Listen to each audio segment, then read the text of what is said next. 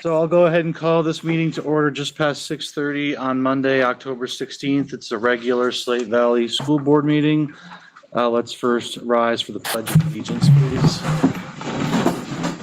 Pledge allegiance to the flag of the United States of America and to the republic for which it stands, one nation, under God, indivisible, with liberty and justice for all. Sorry. All right, so first I'll look for a motion to approve this evening's agenda. So moved. Second. Are there any changes to the agenda? Hearing nothing, all those in favor of approving the agenda as presented, please say aye. Aye. Oh, really? Yeah, my leave. Next, looking for a motion to approve the minutes from the September 25th meeting. So moved. Second. Any corrections, discussion regarding those minutes? Hearing nothing, all those in favor of approving those minutes from September 25 as presented? Aye. Aye. So who's in favor of those minutes? Say aye. Is anyone not in favor of those minutes? Okay, maybe I said that wrong. I'm sorry. All right, next, public comments. We'll start with our in-person audience. Is there anyone here in person who has a public comment? Just introduce yourself. Let's go ahead. Rosamond Van Loo from Fairhaven. So I was at the last meeting and I just wasn't quite understanding about the policy change that that you folks are going to be voting on tonight. Which one? The one that is going to prohibit the members of the school board from visiting the different schools. Okay. Did I not understand? Well, we're going to discuss the policies, and I'm sure the board will make a motion and there'll be some discussions. I guess not really the place to ask a question, but what's your point or what's your comment? I think it's a good idea that the school board members are allowed to visit the schools because they're the representatives of the public. The public can't go in and visit the schools and see what's going on. So we're going to have to rely on our representatives, which that's the board. That's our elected members of the board. So I don't see why there should be a problem with the members of the school board being able to visit the schools, when they deem necessary. Okay. Anything further? That's pretty much. I'll address that when we get to that agenda, okay? Are there any other public comments tonight? Mary Ann Munger Benson. Sure. I also feel the board members should be able to visit the school. Okay. All right. Thank you for your comment. Are there any other comments here in person, public comments? Okay, now just turning quickly to the virtual audience. Is there anyone attending online who has a public comment? Please unmute and introduce yourself. Okay. And again, there'll be another public comment session at the end of the meeting as well if there's a follow-up comment. All righty, correspondence. Brooke, I don't have any correspondence. All right, so now about those policies, we're going to discuss those now. So we do have a couple action items to adopt policies A21 and A24, and then also looking to rescind policies A33 and A34.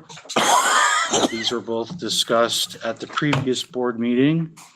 And those policies were also included in the board packet that we received this evening.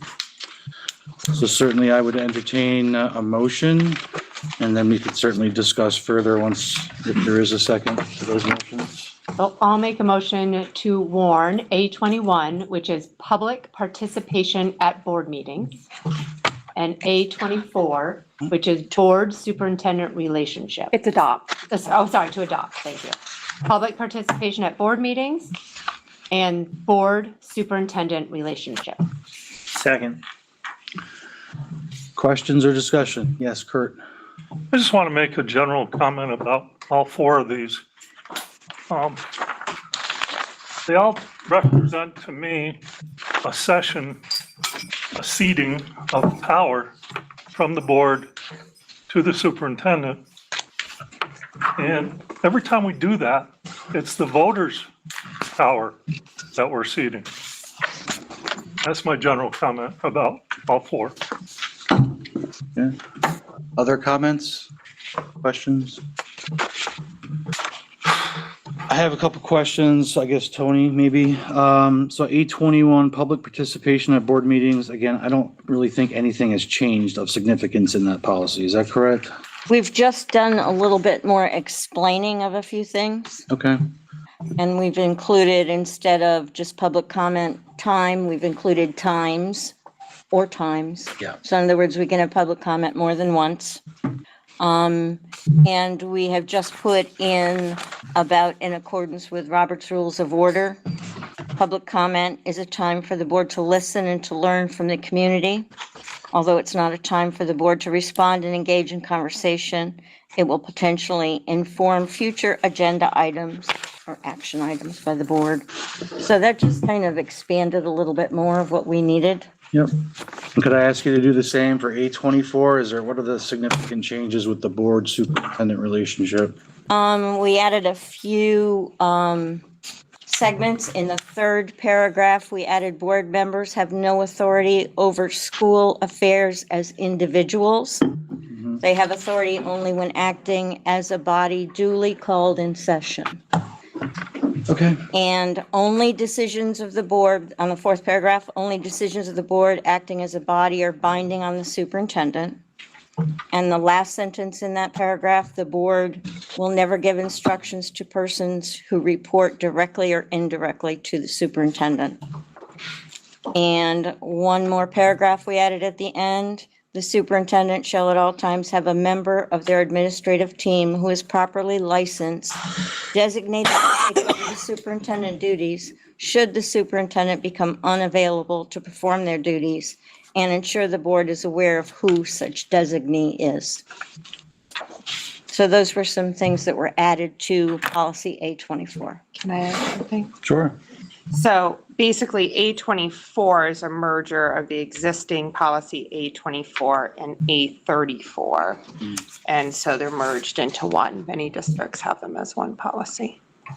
What was policy A34, Brooke? Board relations with school personnel. That's one of the ones that you are voting to rescind tonight. Okay, so we School took, Boards Association just recommends that there's one policy. so we already had a board superintendent relationship. You already had that.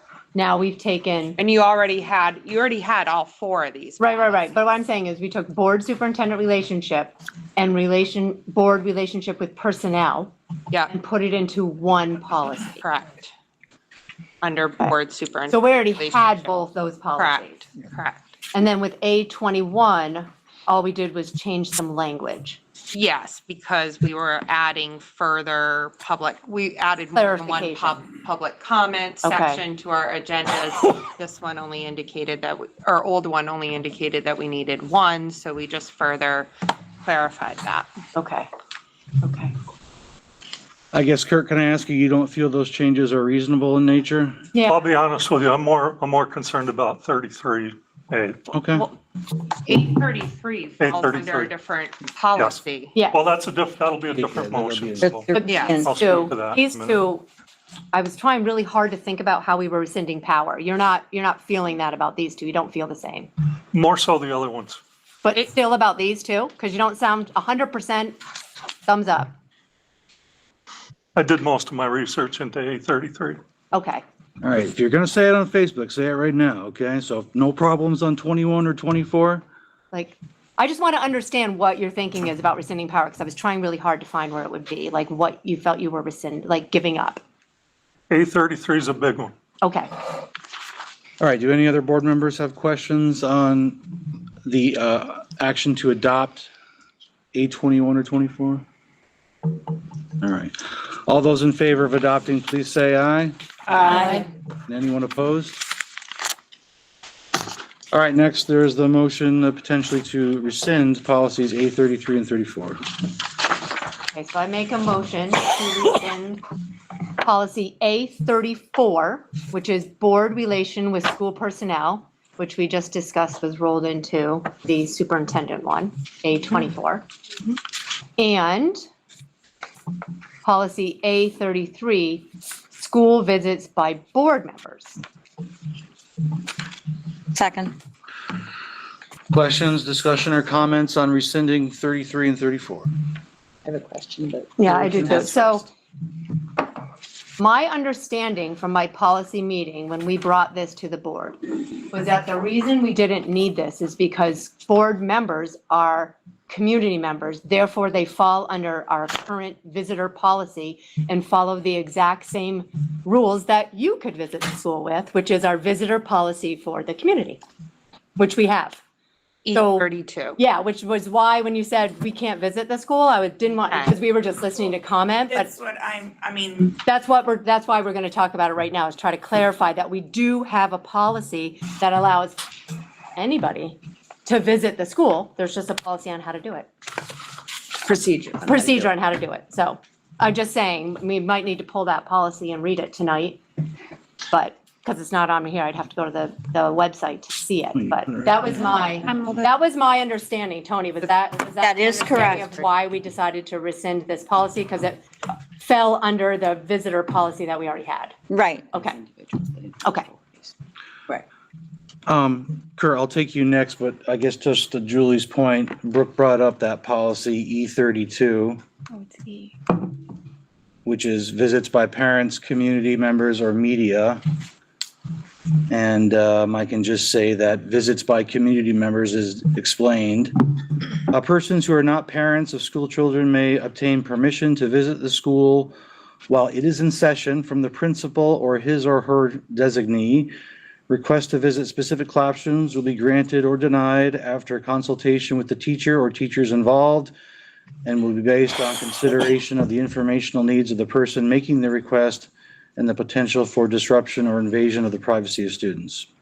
So I think you're correct that it's included there. Kurt, go ahead. Yeah, if you don't have a child in the district, you would need permission. Yes. So if we didn't keep the school board policy, we would be creating two classifications of school board members. Those with children in the district, and those without. Tony, I don't think still has children in the district. I don't think Chris does. I think John has grandchildren in the district. We would need permission. I'm not sure if your daughter is still in the district. Yeah, so you wouldn't, you could visit. No. And I don't, No. He needs to get Now, permission. there also is another paragraph here for parental visits. So if you do have a child in the school, it says, in the absence of a court order denying unsupervised visitation rights to a parent, both custodial and non-custodial parents may schedule visits to their children's classes. Arrangements for classroom visits shall be made by contacting the principal. The principal will consult with the teacher involved and may grant the request or suggest a more convenient time for a visit. Requests by parents to visit classes may be denied by the principal when the visit would result in disruption to the learning process in the classroom. So you can visit the school if you're a parent, or if you're a community member, or if you're the media. you gotta get permission. We Well, didn't have. what do you expect should happen? You should be able to knock on the door and say, I want to come in right now and visit this classroom? I went through the process under A33 last June. I went through the principal, the superintendent, and I attempted to schedule a visit at their convenience, and I was not allowed. Now, they'll be able to refuse me without breaking a policy, without violating a policy. And that's the intent, Kurt. Let's be honest. These policies are being changed or adopted or rescinded because of your behavior. I mean, before What's this, my behavior been? You know, I think any reasonable board member or reasonable community person who wanted to, who expressed interest in a program or their child's education could have easily gone to the principal, had a conversation, and been granted access, right? But now under this, this fear that you're going to go in and videotape and post things on Facebook and try to entrap people to make mistakes that you can then investigate, all that nonsense. That's why we have to tighten these rules, to prevent that nonsense behavior that you're engaging in. Well, I'm going to quote your nonsense I'm sure you are. Put it on Okay. Facebook when we get out of this meeting. because it's inappropriate. It's the truth. Kurt. It's It the truth. violates the school board It's inappropriate, ethics but it's the truth. to We're treat each taking other these measures to protect professionally our and with employees and courtesy. our professionals, and to protect the privacy of our teachers and our kids, period. Okay, we're not denying anybody access. You can still get access. You just got to come up with a reasonable reason and show genuine interest and be accommodating to the school and the schedule, okay?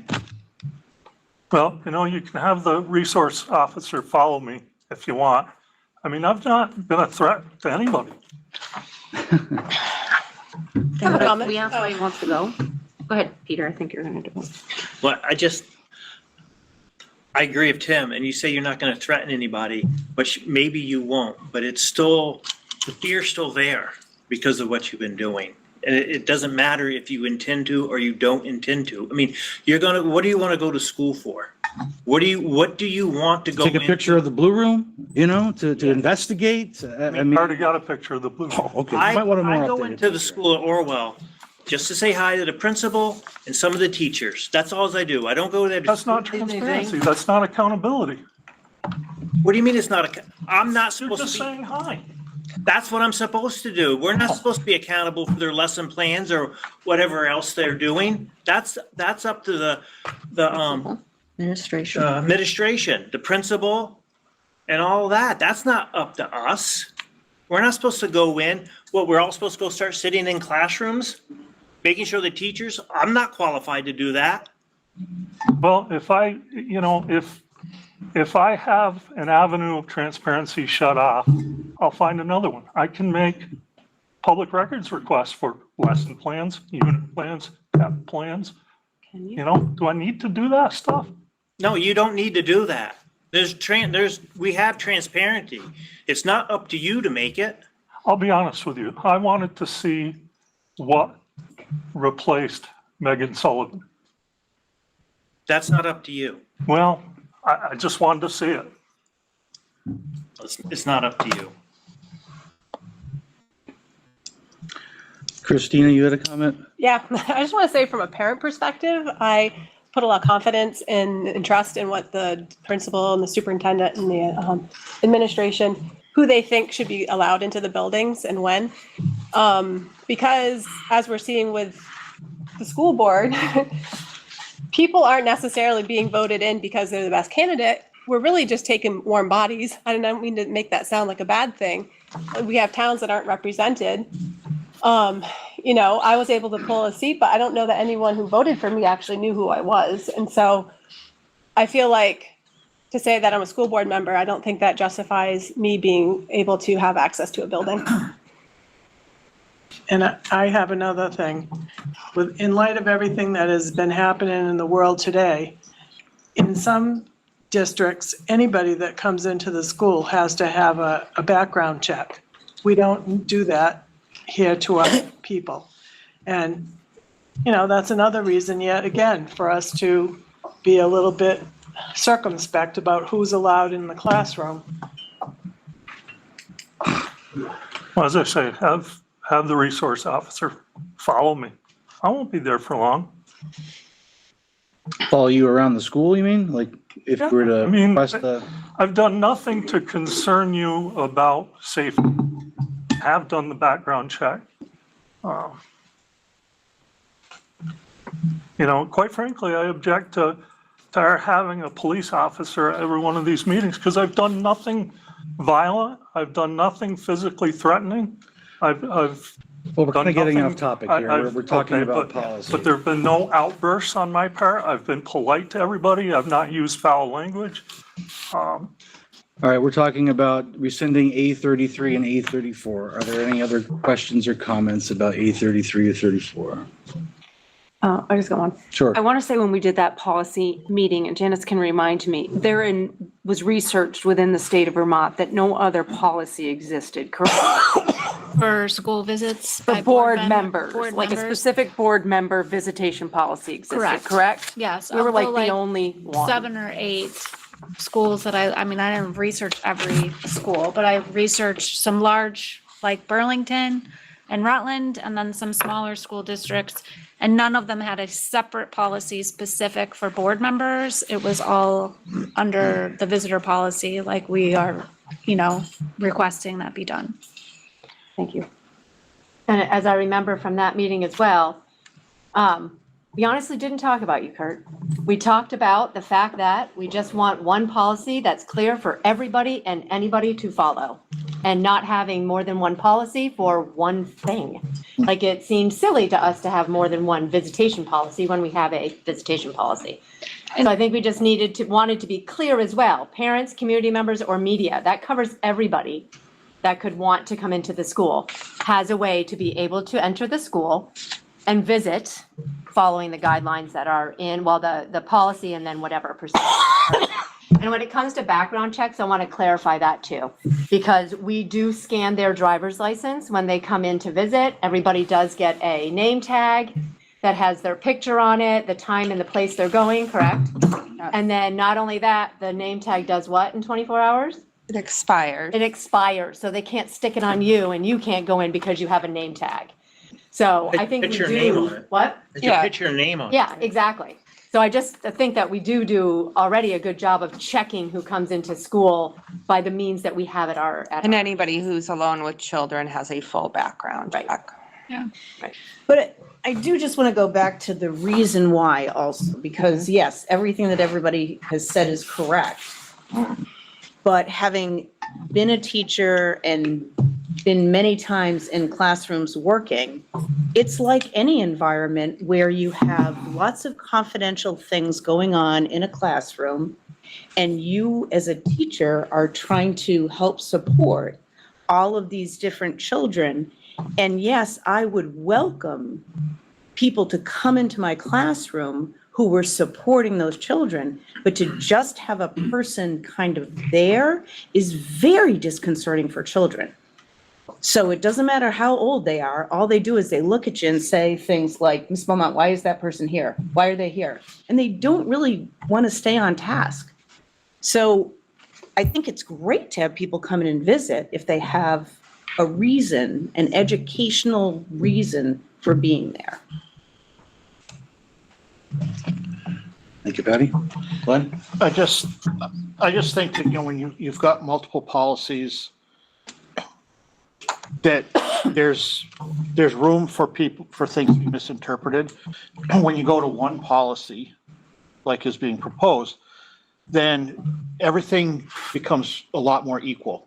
You'd have nobody getting preferential treatment because they're a board member. I mean, everybody is treated the same when you go to one standard policy. And that's the way it should be.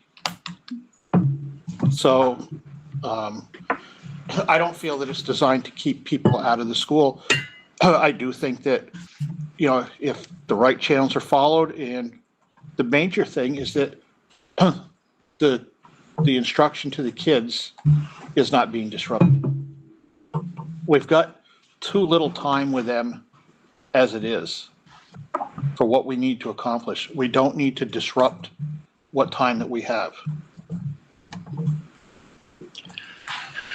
Yes, Janice. And to sort of echo that, I think combining it too, as we deal with some just school safety issues, I know that's a topic for conversation, that this visitor policy E32 is a lot more in depth as to why someone would need to request it. It's not to prevent anyone from going by removing this, but this policy is very vague, A33, and I think it's important as we move into, conversations about school safety, and not to say that anyone on the board is going to be unsafe to the children. I just think one policy makes it easier to maintain from a long-term perspective, and instead of having multiple policies that we have to review on a consistent basis. Anybody else? Okay, there's a motion and a second to rescind A33 and A34. We've had discussion. I'll call the question. All those in favor of rescinding, please say aye. Aye. And anyone opposed? Nah. All right, next, Finance Committee. We had a meeting prior to this. I'll turn it over to the chair, Glenn, for an update. Okay, I guess we will start with the update first. So we had a conversation about the Boys and Girls Clubs. They've been doing some great things in our schools. We've got some pretty significant numbers of kids participating. Let me see here. I can find the right paper. You just went past it. Yeah. So our average daily membership attendance. Okay, Glenn, so you don't have to repeat yourself, they are doing that presentation later on in the agenda. Okay, then. Just so you know. But I guess I feel like you said it and everybody's like, what? No, I'm here. so the main thing that I was trying to get at is that up until, and through this year, the boys clubs, girls clubs programs have been grant funded. That grant funding is ending as the whole ESSER funds and all that disappear. So we're just beginning the conversations as to what that would look like if these programs were to continue, but with local funding. So there's more to come on that. We're just at the very first scratchings with that. We had a kind of a discussion, a very brief one, about our upcoming budget and some of the things that will be going into or going forward. And one of the main topic there was to do with the weighting study and how students are viewed by the state, as far as determining our what has been in the past our equalized pupil, and how they're going to potentially increase funding to schools like Fairhaven that are, I guess you would say, poor. We've got higher numbers of students that need additional help.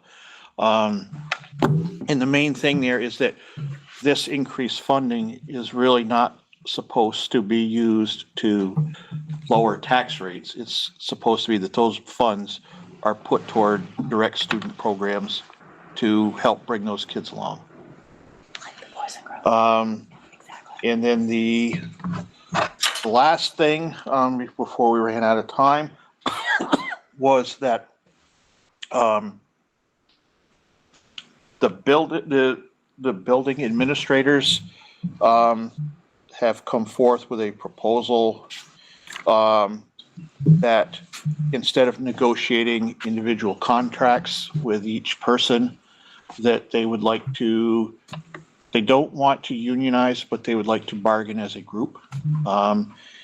And it's something that needs to be investigated. They kind of wanted to bring things in like we have done with the teachers and with the support staff, to kind of make everybody equal on the same page.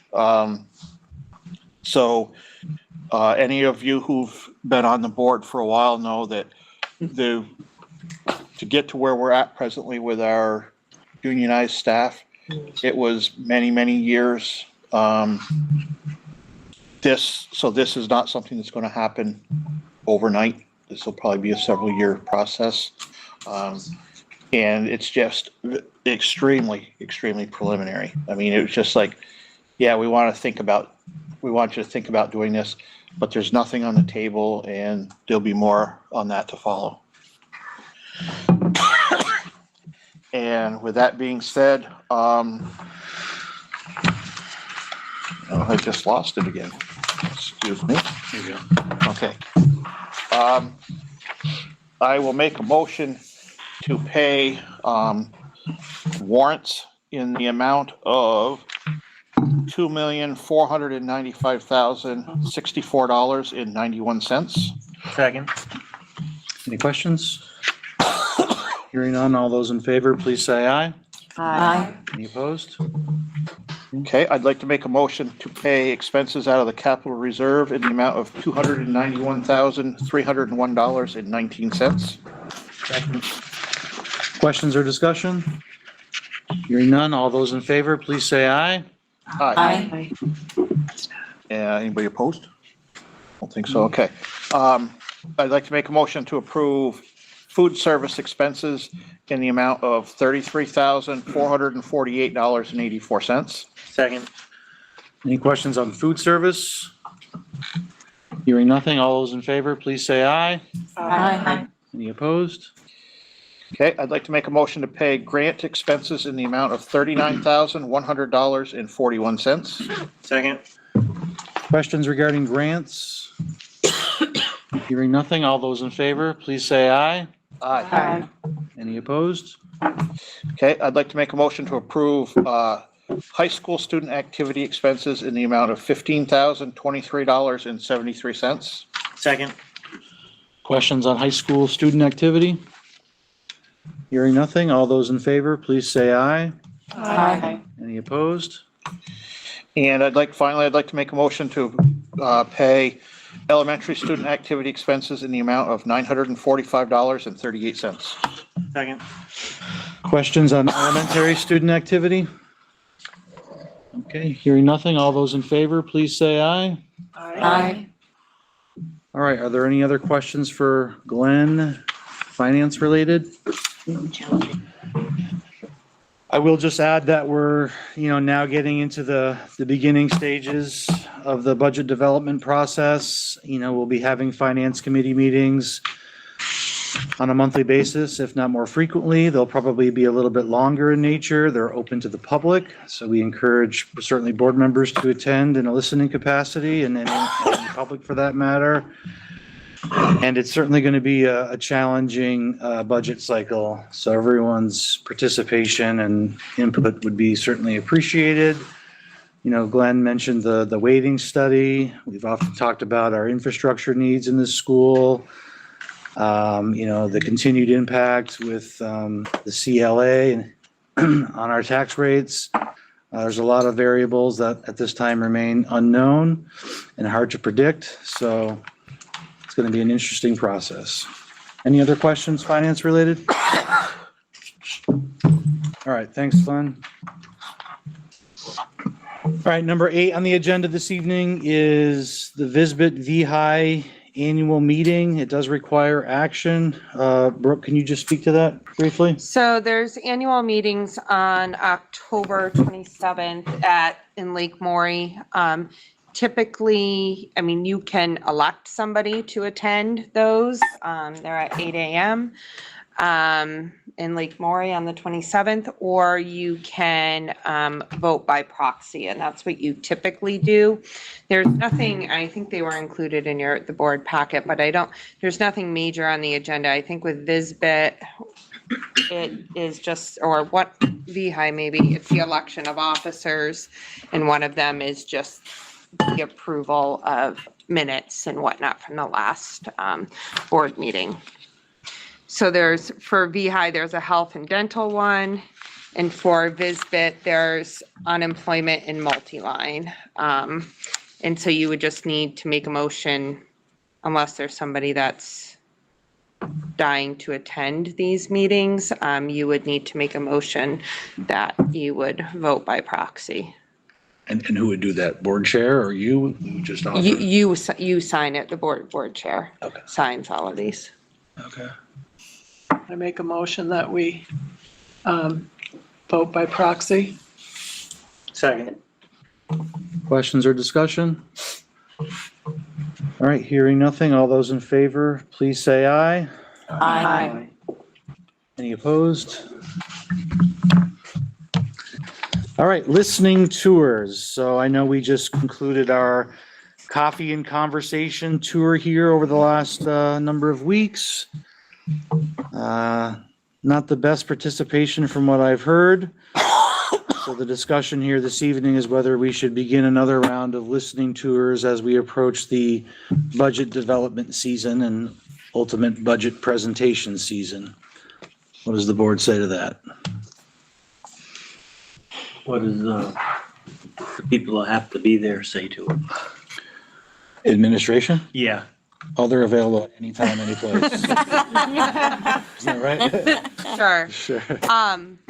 You typically do them like November, December, and you've held them virtually sometimes or just in person, or I don't think you've ever done a combination, but it's, you know, it's up to you if you think it's, or if it's something you want to do after we have a budget, a proposed budget passed.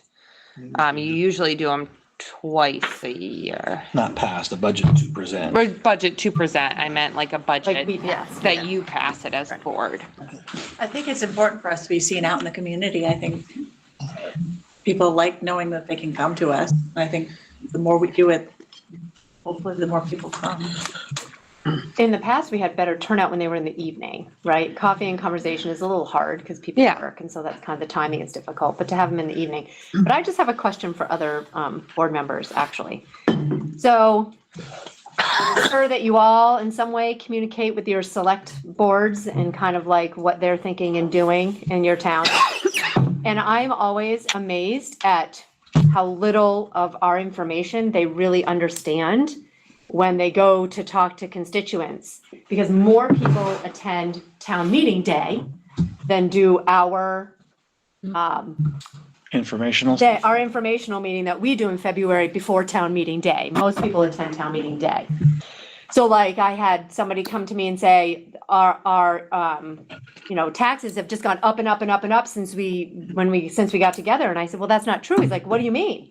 So I sent him our slide that showed that they've gone down, down, down, down. Now, yeah, Castleton's have gone up because of the CLA, not because of our tax rate, but they weren't connecting the two. And so when somebody calls and says, why are our education taxes going up? Because they call the town and ask that question. They say, because taxes are going up, because the sewer tax rate went up. No, they blame it on the school. That's what I'm saying. They That's blame what it I'm on the saying. school. Yeah, but they're calling the town to ask about the school tax rate, like why are my education taxes going up?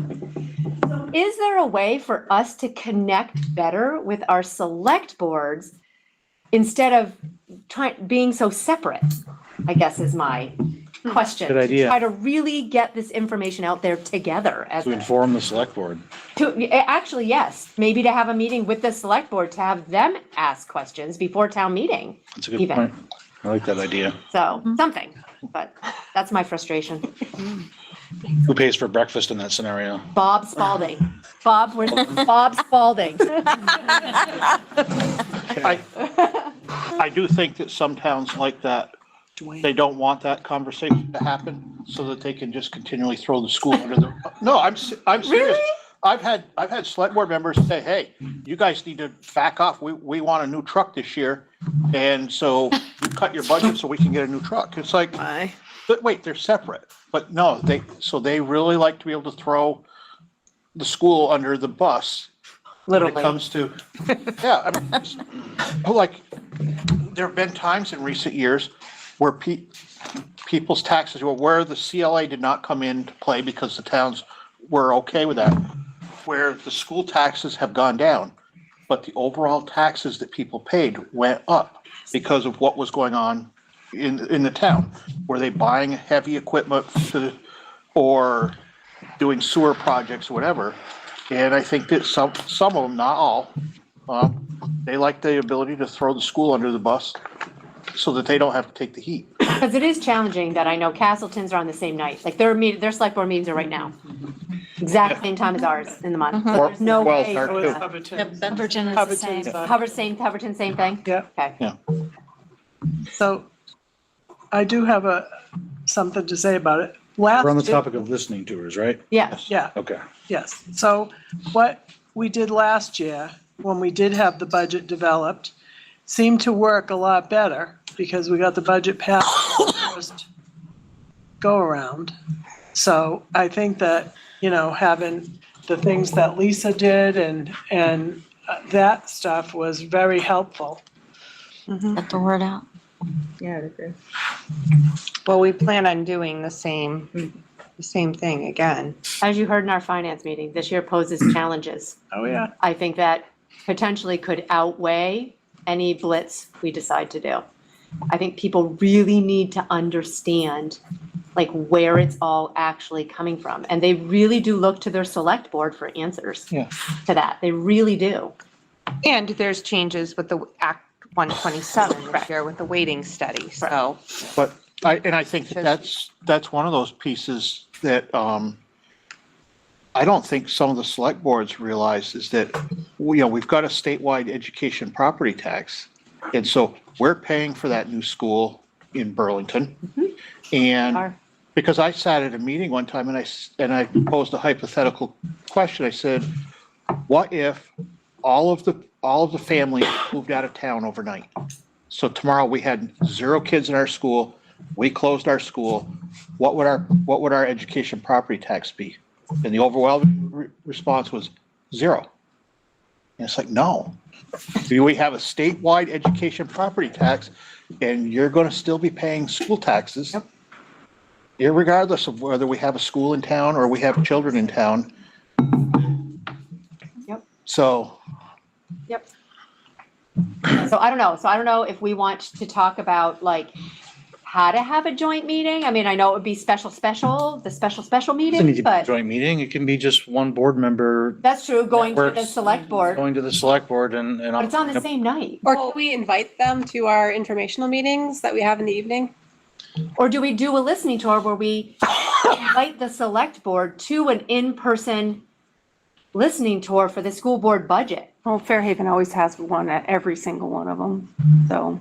Say that again? Fairhaven has a select board member that attends every single listening tour Oh, okay. and coffee and conversation. Yes, yes. And I might as well host it at my house. If he's in town. Are you related to this person? I wonder who that. Why don't I talk with Lisa and we put together, we'll look at all the select board meetings and then Okay. we'll look at the different things going on and see if we can kind of come up with a And then schedule to get I really some type do of believe engagement. that when you are asked to do something, an invitation is sent, we invite you to come to our meeting. You get better attendance than just if you throw it out there and say, meeting tonight, 6 o'clock, come attend because we want you to. Like, I feel like I would be more than happy to go and ask them and say, we would really like it if you would attend or have a representative at our meeting so that we can really have a conversation. So just really inviting or asking, I think would be really helpful too. But you also have to pay attention to the select board's rules about getting on their agendas. Because some of them, Well, we'll Say never get on fine. Castleton's agenda because it's the same night. yeah, Benson too, but. Yeah, we would just do it a separate night. But they have we tried to get on and we talked to one person and it was different for, so better figure out who to actually. Couldn't we have a meeting in, say, end of January? Just a special meeting where we invite a member from each select You board could do to that. have a meeting about our budget and about how taxes work so that everybody, not just a few people. That way Cheryl's here and everybody that can explain it is here for them to listen and understand. And maybe not just limit it to one board member, invite the entire board and then. Well, you can invite the entire board or whatever. But they would have to warn Right. it as a meeting, Right. so that's. That's why Yeah. I was thinking if they sent their chair or somebody like that. Right. Yeah, we can work on a plan that I can bring back to you in November. Either that or to the town clerk. Because if you have call the town clerk, town office, that's usually who answers. If people are calling their select board, then all the select board need to know the answers. Call the secretary of the town office. Right, so, in ours, we have the town clerk and assistant town clerk. So maybe we should pose it to the town clerk too. The town clerk and the board chair. something like that. So I'm hearing not listening tours in the, like how we used to do them, but maybe look at something different. Well, I would think if that we were gonna offer a meeting with Castleton representatives and a representative from the select board, it would just be open to the public too. It'd Yeah. Still be Oh, a listening tour. So absolutely. yeah, so I'd say it's still a listening tour, but just with, some invitations. Gotcha. And you're saying to have it at a totally different time, right? Yes, You know, like on a Wednesday night. Right. Yeah. Yeah. Whole Oh, that's separate. fire night in So it's- Castleton, Thursday night. Well, whatever, some night that isn't- Sunday morning, I don't know. I know. I think that, and I think doing Breakfast is them, cheaper, Bob, than dinner. doing them once we've got some hardcore budget numbers. Yeah. Yeah, no, yeah. No, I agree. I Yeah. agree. All right, any other comments, listening tours? I think we've got John, go ahead. So you're talking like all the listening tours are over, and I'm sitting here looking at our Facebook page that says there's a coffee and conversation Friday at Hugs. There is. There is. There still is? Yeah. Okay. Yeah, that's a coffee and conversation, John, not a Well, but- listening It was tour. rescheduled, right? That's why it's a little bit later? There- That was rescheduled because everyone had COVID. Okay. No coffee at the listening Got tour. All right, so we're gonna move on to number, Show up and have to pay for my coffee. we're gonna move on to number 10, which is the central office board report, which was included in our packet of materials. Are there any questions for the administrative team? Christina? I have one for Casey. At the end of your report, you mentioned adding additional support in classrooms where the percent of the class, if it's 40% of the class below the 25th percentile in reading and or math, can you tell us what percent of the classrooms in the Slate Valley district are going to need that added support because they're below the 25th percentile? I can give you an exact, so we, pretty close to have administered the benchmark assessment that we give called Star 360 in all of our elementary schools, and I don't think we've done it yet. I know we haven't done it at the high school yet, and I think middle school maybe has done it in ELA, I'm not 100% certain. So, they had the entire month of October to administer. Give me a second.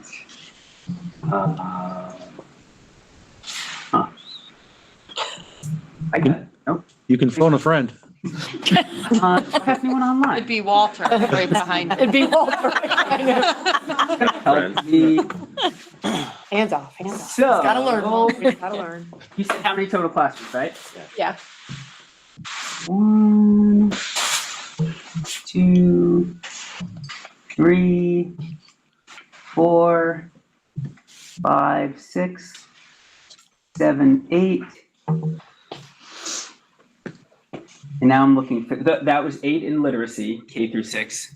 8, and classroom doesn't mean grade levels, obviously. Those are classroom teachers. Classroom, So I counted 8 names, okay, different grade levels. yep, okay.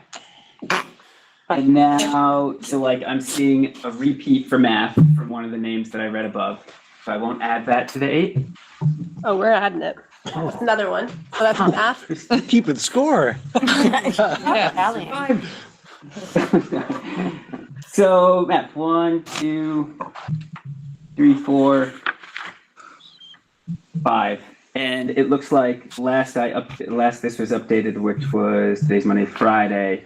There's still some 5th and 6th grades that haven't administered in some of our elementary schools. What was my total? So that's 8 for literacy, 5 for math. Yeah. So that's out of how many are there total classes? 36. Yeah. 36? 6 times 6, right? Sure. 6 at each grade level. Go with that number. Okay. Roughly, yeah. There's a couple. And so that's our first, so that's just based on the fall, right? So that's our students returning from the summer, and it's just very important to us that we recognize that there are, groups of students in particular classes, and how can we support those teachers? And it kind of falls into what I had in my central office report about a different approach that we're using, really started by the Agency of Education. And so we haven't done this before, really tracked it to this level. And so do you have the support already, or do you need to hire support? to help? No, we're gonna find out how much support we really need. Okay, I gotcha. There's a meeting tomorrow on how it is we are gonna approach this. I know there's been some meetings with principals already, with someone that I identified in here who's our MTSS coordinator. It's a new role we have this year. Someone that had worked with us, had taught with us in Benson, then was a coach and now is in this role. And she and myself are kind of workshopping how it is this will look. Yeah. Or sorry, Adam, am I supposed to, is it Well, okay? addressing my question to the chair. Go ahead, Yeah. Fred. Would this be professional support or paraprofessional support? Professional. So you're looking at maybe some FTEs, a couple, 2, 3, maybe? So there are 5 people that are grant funded that work with me. And so those 5 people, one of the 5 is the point person. And we're kind of looking at what is it that we're already working on with teachers that we refer to as embedded coaching around literacy and math. And what is the evidence, the data telling us? And where do we need to kind of push in a little bit more and support things in a classroom, but then also working with the teacher? Because part of the new model for us in this visual that I put in my central office report, and I'll talk about a bit later, is all students are still going to experience what the literacy and the math universal kind of old tier 1 instruction is, but then there are some students that are going to not only maybe meet with someone outside of class, but also they're going to have to work in the classroom, just the classroom teacher with different sets of skills to be able to manage other students that have been identified as being in need of additional support. So, May I follow up? Sure. These people you said are grant funded that you've been working with, are these people that you've in the past called proficiency coaches? yeah. So you'd be evolving their roles? Yeah, the proficiency title is kind of a large umbrella. And really, when you try to work towards is a student proficient or not, there's a lot of instruction that goes into then, right, that assessment result, which is proficient. So it's really thinking about what is it that goes into all that a student needs before they sit for an assessment. How long is the grant continuing? There are funds that the district has received based on the free and reduced lunch population for, oh my God, since it's federal legislation that was passed. I mean, it's got to be 60. We get the It's consolidated federal grant. non-competitive grant funding. It's just, it does fluctuate based on our student enrollment and then the percentages of students that are free and reduced lunch. But it's not just going to dry up. Nope. No. It ebbs and flows. John. Oh, I don't know if this is still about me. Jim. Meeting back. This is getting me warmed up for Boys and Girls Club. All right, there you go. Are we next? So I'm looking at, No. I'm looking at what you wrote in the central office report here, and, I went to the school snapshot. And like years ago, we used to get neat things like there was a nice big spreadsheet of the state and you could actually had real data to look at. Is that still available somewhere buried in here? Buried on the back end that we can see. I think they're doing a job to kind of provide those circles of nearly met, it Right. exceeds. And To kind of- honestly, they don't mean a thing to me. Okay, to kind Well, of break yeah. through the behind the scenes work. So, we still mail home scores, guardians. And we run reports internally so that we can kind of generate what does the picture look like. But I don't know if the state puts all of that information. It used to be like this humongous spreadsheet broken Yep. down by grade, by all kinds The of things. agency of and that We is- would be missing some because we didn't have some classes that were big enough to make the data. Yeah. Right, and so we Right. still have that. But it meant something. Yep, I think the Agency of Education doesn't have maybe all of the personnel they would like to be able to maybe support some of those ways of sharing. Well, and my follow-up to that is, if they could go back to that, our data wouldn't be 2 years old that we're looking at. Because we're now, talking about policy for, what happened 2 years ago, which kind of I don't know. I kind of like to work with what's coming. Yep. And that's why, there's a lot of language in my board report, and I hope to break down some of that when I talk later. But we have internal tools that we use because it is a bit frustrating to me to have to wait. I mean, you provide an assessment in the spring and you don't get the results until now. Right. And things shift and change. So not to discredit anything that's a year old. I mean, you can still learn something. So we take it and we. But the world was a totally different place. I'm sorry? The world was a totally different place. Oh, sure, That sure. data was collected. But I don't want to discredit it entirely, but it does speak to how important what I just shared, that the students that are, those classes rather, that's not built off of the snapshot. That's data that we collected, so it informs our ability to react, and we give that assessment 3 times a year. Julie? Thanks, Tim. Yeah, that's what I was going to say. Make sure that we know John's talking about something very different than Christina and Kurt were talking about. Yeah. John was talking about the state snapshot. They were talking about the local data, right? So I just wanted to make sure because it kind of seemed to flow into one. I wanted to recognize your conversation. I mean, your little conversation in here about frustrated by time. Oh, I apologize. No, you don't have to apologize because as I was leaving another place today, they said, anything good on the school board agenda? And I said, yeah, I always love talking about that one day, one test, how smart are our kids?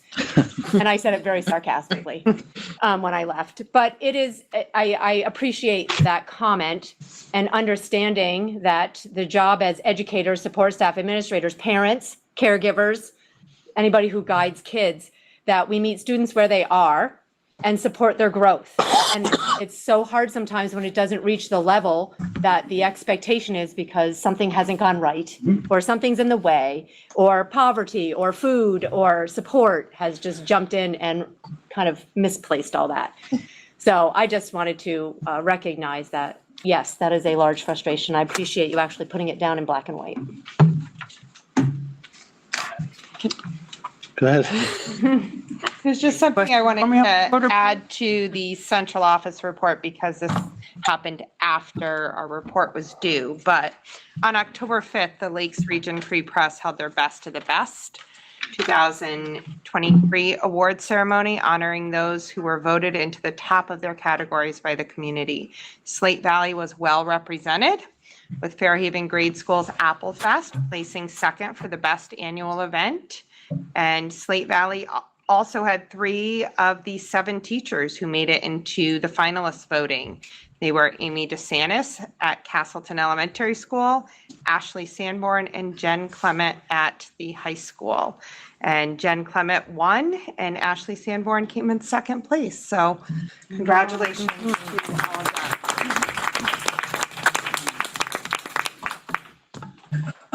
Thanks for that update.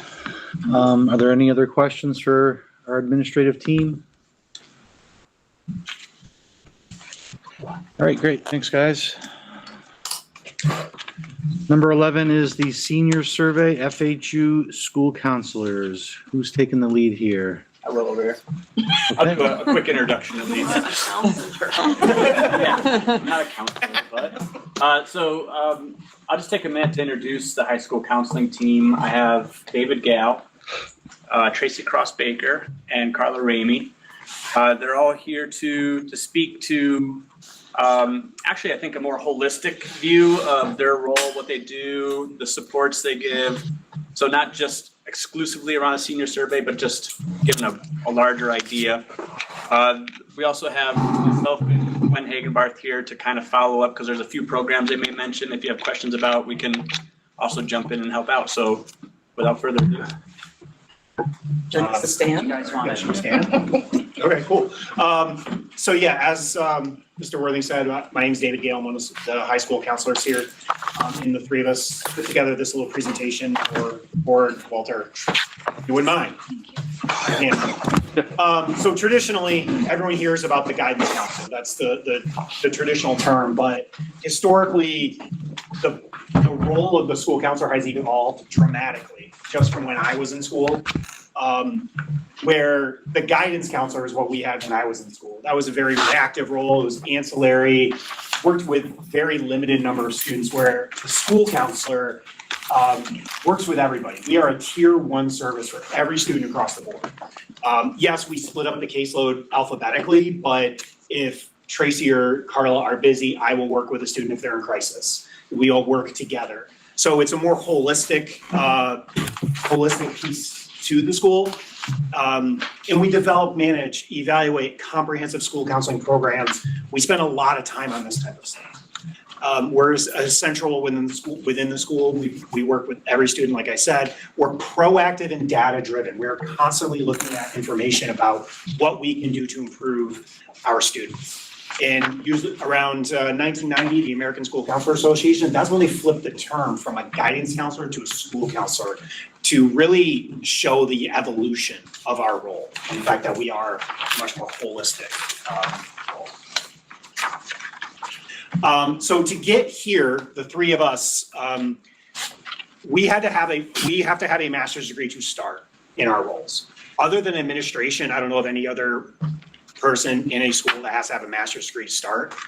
To begin with that, that's a 61 plus credit degree with the concentration in school counseling or the equivalent. I also have a very strong mental health background, so I kind of towed the line a little bit in my equivalency. That also includes a supervised internship of 600 clock hours and a practicum with a minimum of 60 hours at each level, elementary, middle, and high school. So if my math majors out there, that's a minimum of 780 hours of practicum and internship just to sit in our seats. And we're not eligible for a temporary or an emergency license in the state of Vermont. One of the positions that is not eligible for. So the American School Counselor Association, I mentioned briefly, they are our overseeing board. Not like this board, it's more of like a national organization. They set our ethical standards. That's actually a link. We don't need to jump to that right now, but we can. They help set professional roles and responsibilities. They have set forth what's referred to as the ASCA National Model, which actually develops and shows how we can work with our students in developing curriculum, as well as everything else across the board that we do. They've developed the student mindsets and behaviors, which Carla's going to talk about a little bit more later. And they also provide a lot of professional development opportunities for us. I myself have taken 3 ASCA courses to better my proficiency role. And from that, obviously, we have the Vermont version of it, the Vermont School Counselor Association. It is just it's more than just a networking connection. It's gives us the national roundabout way of looking at things. So, like I said, the ASCA National Model, this kind of encompasses everything in how we make our decisions on everything. All decisions are data-based. So it's not just like, hey, I think this would work. It's like we look at it, we define what the problem is, manage, deliver, then assess, and work our way back around. It's a constant feedback loop of what we're doing, seeing the needs of all of our students that are met systemically, including development of appropriate curriculum focused on the mindsets and behaviors that we talked about briefly a second ago. And it's actually inherent in this to work on closing the achievement gaps. And there's a link that I have provided on here and in your slides. The link is right there as well. You can take a look and it has more direct information about that specifically. Some of the minor results in this are student achievement, attendance, discipline. How can we improve all of those things? And we, the 3 of us, are involved in all of those decision-making processes, from achievement to attendance, discipline, everything. And the model is kind of our go-to. So. So I'm Carla Raymond. I've been a counselor in the district for 19 years, 22 years total in the district here. Under ASCA, there's 3 domains that are part of our role: academic, social, emotional, personal, and then career and college. So we're going to start with the academic development here. We just kind of did a list, and it's a sheet in your packet too with the columns on there, kind of breaking down each one of those categories. So I'm not going to can follow along with me, but I just want to kind of highlight some things as opposed to just reading the whole list, okay? So like the first thing on there is the monitoring credits. Students need 24 credits to graduate, but there's also a number of credits in each subject area that they need to have.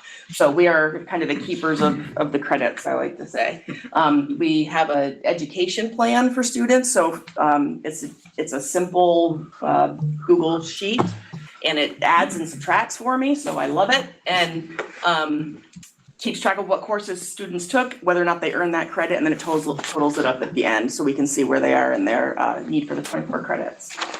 We also review transcripts for students to make sure everything is accurate at the end of the year. Schedules, what? Yeah, right, yeah, because we have a lot of students who take classes at Castleton or CCD or VTC, so we can't finalize our students' transcripts, so we get those transcripts, so sometimes that's a waiting game, but we do it as fast as we can, that's why we work all summer. But schedule takes up a lot of our time, that's the other thing we do all summer. Developing the schedules, making any changes, communicating with the kids about that. We are very involved in the early college applications and dual enrollment registrations. Credit recovery in the summer, we went through and saw who was eligible for that and then set up their programs for them. TBLC is an online program that you've probably heard of, that sometimes students have to, access that because it's something we don't offer here. So we get that, we communicate with them. We meet with Stafford frequently. We have a lot of students over at Stafford. IEPs, 504s, and EST meetings. We review files of new students who come into the school. I'm just going to skip down.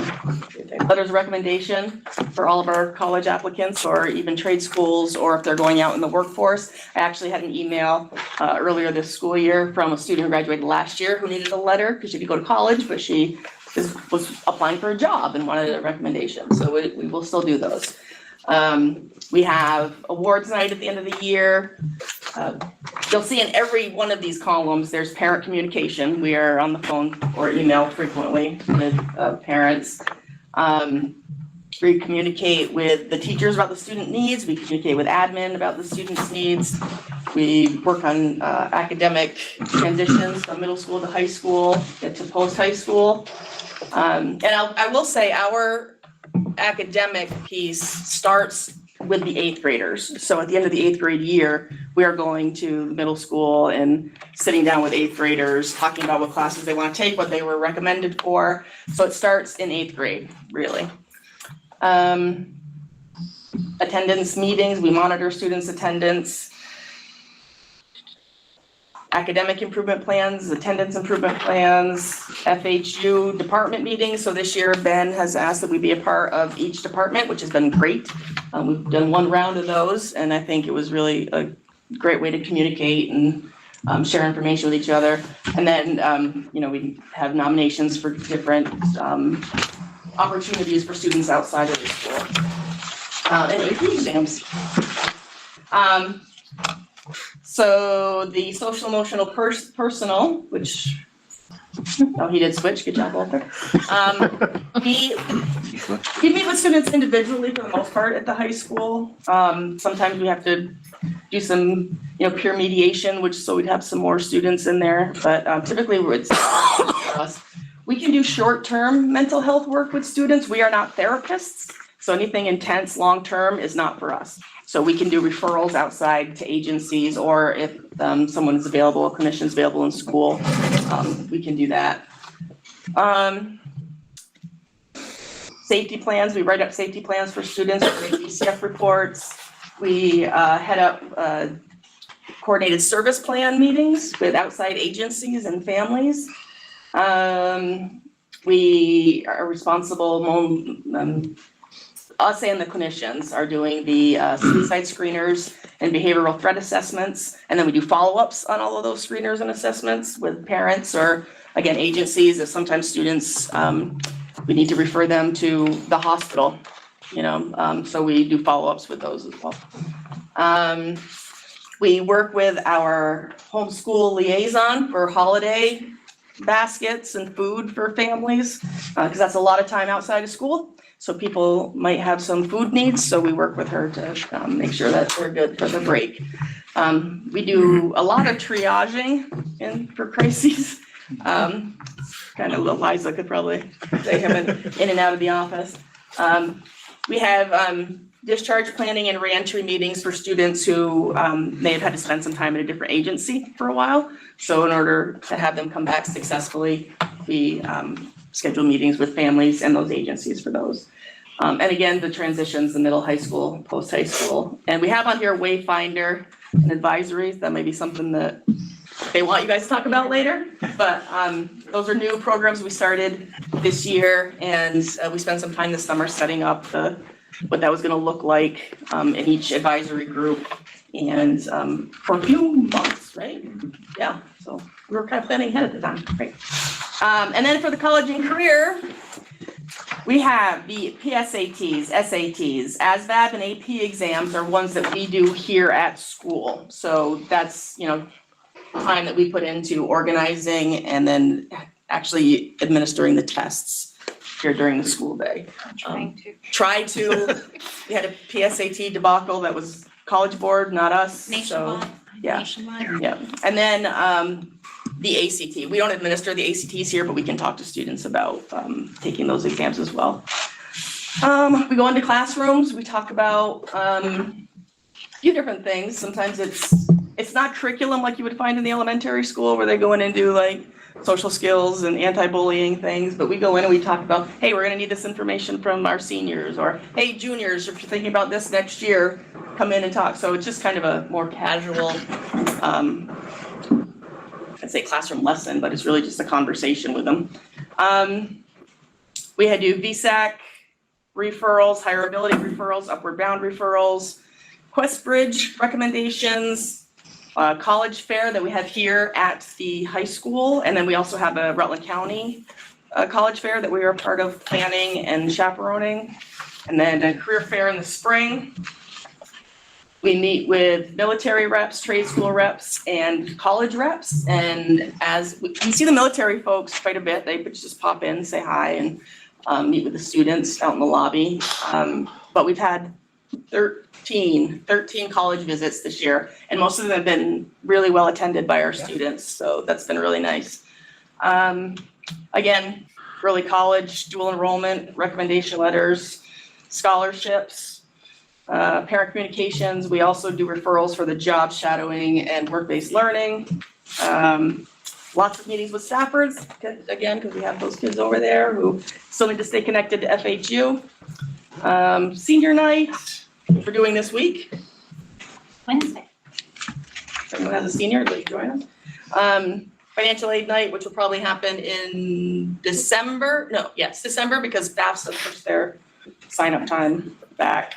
And then we're part of the graduation committee. Oh, and I just want to comment, I don't know if everyone on the school board was able to go to graduation last year, but it was incredible. We were able to give honorary diplomas to 2 veterans who weren't able to graduate high school because their families send them off to the military. And it was so special, it was so heartwarming, and I just thought it was a great experience, and I hope we get to do that in the future.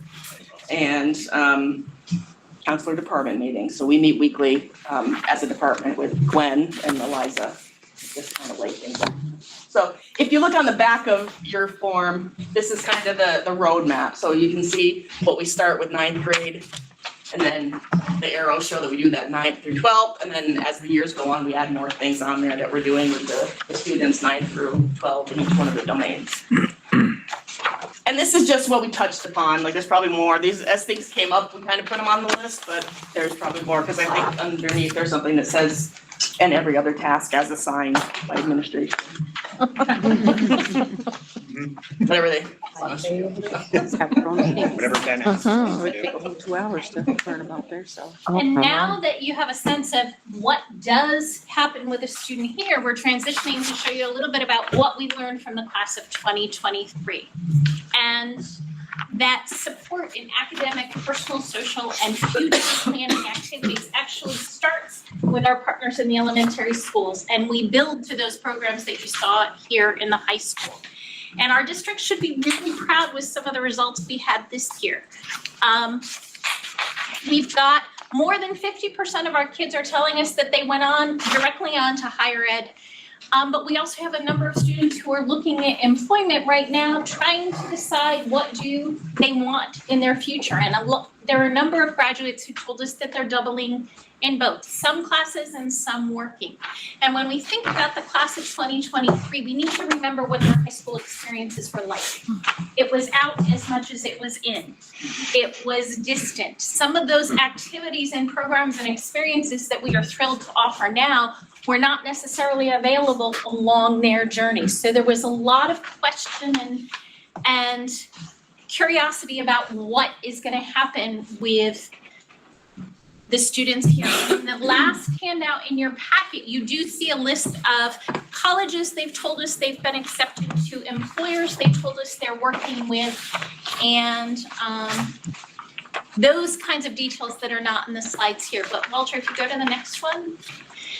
This is sort of a 5-year snapshot, and the royal blue is what our kids from the class of 2023 did. And we're actually kind of psyched because our staff was fully staffed, and we were able to work really hard to track down a really good response rate. And you can see in some of the other years, our responses were a little shakier to these surveys because our students were not necessarily always here.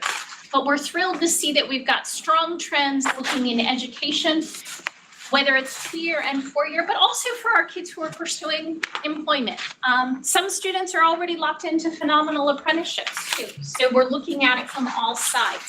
Fewer students pursued military, and there is a little bit of an uptick in undecided, but we understand that. And at 17 and 18 years old, they've navigated quite a lot. But we're happy to see some of the results of where they're headed. Okay, Walter, next slide. And then to break it down by education and training, and then those other opportunities, that's that 5-year snapshot pulled out a little bit more for folks. On this one, the current class is in orange. So we like those tall orange bars, and we're sort of getting back to some of the trends we used to have. Is undecided a bad thing? We don't think so, because kids often are telling us they have ideas that they're still exploring. And when their tuition is costing, in some cases, as much as any of us make, we're okay that they're taking a little time. But what we also strive for is that the kids are becoming better consumers at how to navigate those plans and how to be acquiring the information they need, whether it's in partnership with us or VSAC or Upward Bound or employers in the area. Okay, next slide. Those programs you've heard about. As our staff has come together, we've been able to work not just with the counselors, but also with clinicians and other helpers here at school. And our administrators have led us to bring 2 new incredible programs to the district for our high school students, which we think really complement a lot of the things we've shared with you so far. One is a program called Wayfinder, which focuses very heavily on core social and emotional skills, and they're core skills defined by Capitol's national standards, but they also add in purpose, a future planning skill. And every Wednesday, our advisory starts with lessons in Wayfinder, and Mrs. Hagenbarth is doing a phenomenal job of rolling that out to folks. And we're excited to see where it goes. A little later this year, Zello is a program that's much more focused on college and career, that future planning opportunity and resources. We're excited because it aligns with those mindsets and behaviors, those core soft skills that ASCA encourages us to help nurture within a school community. And we're excited to see where that's going to add some life and excitement to our PLPs and our future planning for our kids. I'm sure they can answer questions on those programs. And then the last slide, just to give you a sense of where we are this year, we know as of today, right now, we have 12 students who are at early college. We have 24 students at Stafford. 12 students have told us they've been in dual enrollment classes. 43 students are taking almost 60 different AP exams this year. 19 students are taking the entrepreneurship class, 54 are in the 3 sections of career exploration, and right now we have 18 students pursuing work-based learning. Those with an asterisk we would expect to evolve and grow through the course of the year, but the snapshot right now is these. So our kids this year are off to a really good start for some things to get themselves ready for the future. So, in your package, you have some information about what Vermont says our job description is. You have some information on those mindsets and behaviors. The first document was the school profile. So when we introduce Fairhaven to those college and employer partners, that's what we share with them. And you also have this survey. So, questions? I have a comment. Thank you so much for everything you guys are doing. This is a tremendous list. And what a broad range too of skills that you need to address. Do you feel like it's manageable? No. No. It's more manageable now than it was last year at this time. We're down a counselor. There's 3 of you. This is the first year in about 5 years that we're consistently fully staffed, and we're kind of super psyched about that. Yeah. And for me personally, in my prior schools, I was always the only school counselor. So to come and be part of a team has been pretty awesome. Is it manageable? We're busy. There are people in and out of our suite every day, and our program and our time here with you tonight would not be complete if we didn't again acknowledge Mrs. Hagenbarth and Mrs. LeBrun. Mrs. LeBrun is our frontline administrative assistant, and folks, she is a saint, because when students come in, they're seeking something, and the emotions can be really high, really low, or everywhere in between. And Mrs. Hagenbarth works really hard to make sure we have what we need, and Mr. Worthing supports those programs as well so that we can go forward and do what we need to do in the high school. And in our suite, it's not always easy to see the work that we do because it's often one-on-one, but it is really important that the kids get the supports that they need, and we're grateful for that support. It's also, I'm the newest member of the team. I joined just about a year, actually, just about a year ago. And when we put in, like Casey was saying, when we put in like an academic intervention, we could see a change within a few weeks, let alone a month. We put in like a social emotional or another change, that's something that may not pay out for a few years. So our work is really putting that stuff in place now. So when these students graduate, they can go into the field, they can do whatever they want. If they want to go to college, awesome. If they want in the military, great. If they want to go directly into the workforce, awesome. You know, whatever they want to do. We're really about meeting the students where they're at, and the families as well, and helping them navigate this world. You know, number one, we are advocates for our students and for our families. Awesome. Thank you. So I see in previous profiles, ACT averages. I'm just wondering how we're doing with that. I see with SAT, we're down almost 100 points from the previous one. Our scores are down in part because fewer students have taken those exams in recent years. Both the SAT and the ACT testing organizations give us access to records for 5 years. And in the 5 years we have the SAT snapshot in the profile, it is down, but we have dozens fewer students taking the SAT exam compared to when we used to. The ACT exam is not as common here in Vermont or in the Northeast. So again, we've had fewer students taking those assessments. Test centers are harder to find than they were probably 5 to 7 years ago. And at the moment, we don't have that 5-year snapshot on the ACT exams available. Do you anticipate that more kids will take the SAT now that it's online? After our experience with online PSATs and attempting that last week, I honestly don't know. What I think we do see, and please add in here, but I think we are seeing college partners who are far less inclined to require an assessment score in the admissions process than they did pre-COVID.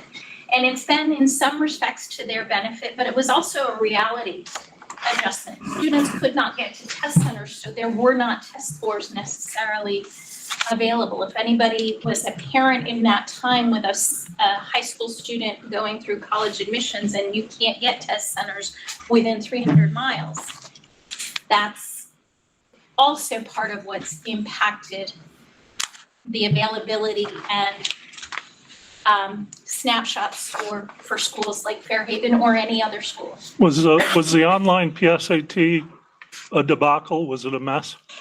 How so? The digital transition for College Board exams let me backtrack.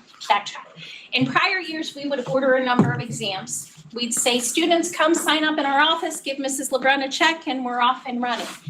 And we could have a student walk in the morning of the test, and as long as we had a test booklet, we could have them sit down and take the exam.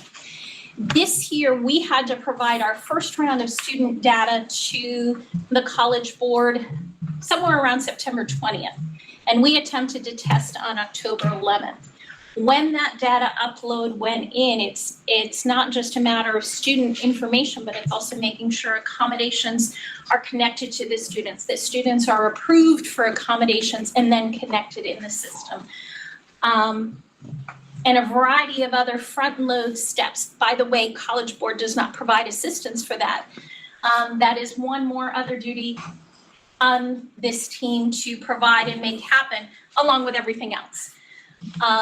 We were ready to go. We had tremendous help from Walter and his team. The administrators made sure we had space. We had absolutely everything in place. Our students had devices, and the College Board software was not accessible to us. So after an hour and 45 minutes of trying to get in, the decision was made to cancel that day. It wasn't fair to leave our kids in limbo. The digital window gives us 4 weeks for testing for the PSAT, so we've chosen another on other school functions to try and make that happen for our students. I do worry about the impact that has had on them. They've had to go through a tech setup, they've had to go through coming in for an exam, and now they've had to experience having an exam canceled. Is that going to happen when I go to Castleton University to take an SAT on a Saturday? Who knows? So there are some real questions. And I'll be curious to see what happens. For the record, the College Board has yet to apologize to PSAT coordinators that this has happened, but they did apologize to our counterparts, the AP coordinators. I happen to serve in both roles, so I got the email from my AP list, and I just find it really interesting how we continue to navigate that. But it creates scholarship opportunities for the students, so we're gonna figure it out. And that to this team is worth the time and effort for that. And just to clarify, like Tracy said, there was nothing on our end. We were set, ready to go. It was something on the College Board software end. There was nothing we could have done to navigate it. We literally waited till the last minute to call that and say that we're gonna reschedule it. And I think every college we've actually has come visit so far has said that they are test optional, and they are not requiring students to submit their SAT or ACT score. They say you can, but they're not necessarily counting that as part of their recommendation or admissions.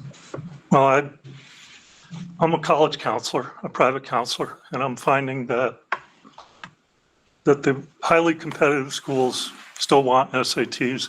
They still prefer students who report good SAT scores over students who don't report. And those students who are looking at those schools are taking the SATs. I came to Fairhaven after more than 20 years in higher ed administration and have sat at those admissions tables. There is no doubt that for a student who's looking at those competitive opportunities, we are advising them to bring everything they can to the table so that a college can understand the whole student, but also the Fairhaven experience. So where students are looking at that level of program and opportunity, absolutely, we are working with students to make sure they have every avenue they can to make that happen.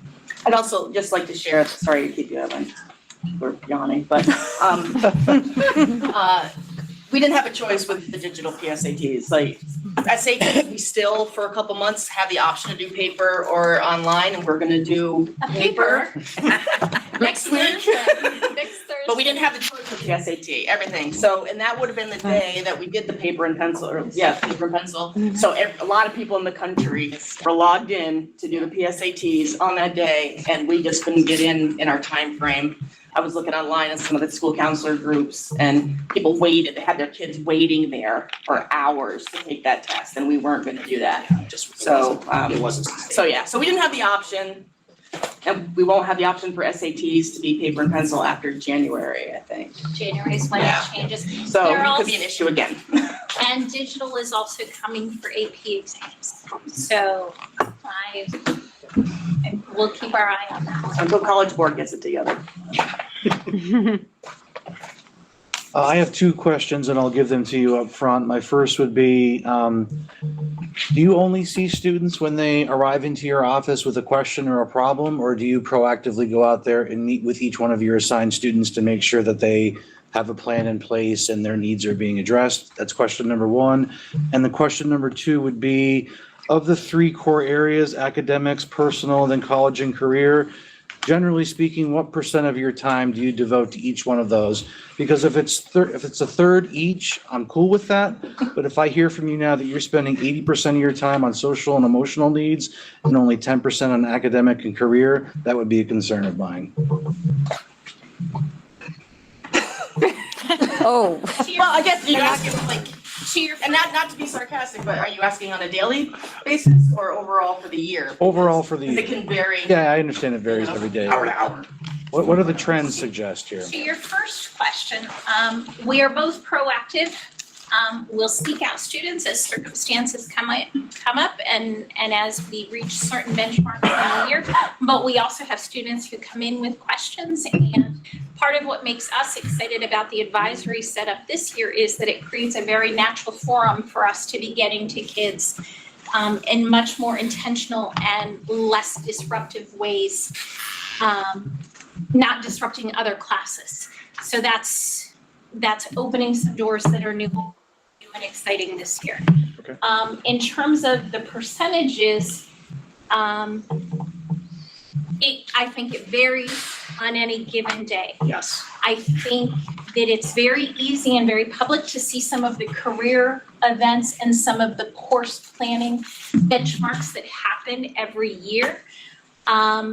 It's very hard to gauge those individual social and emotional supports. Those also can be incredibly time intensive when we do them.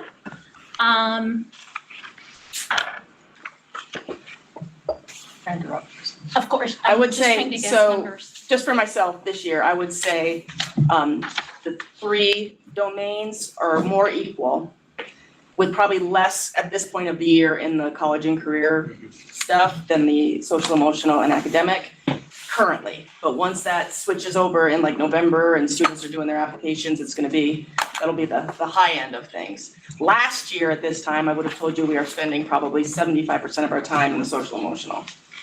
It's been increasing probably too, huh? Social emotional's been increasing. Over the years, yeah. Yeah, over the years. Over my 19 years that I've been here, sure, yeah.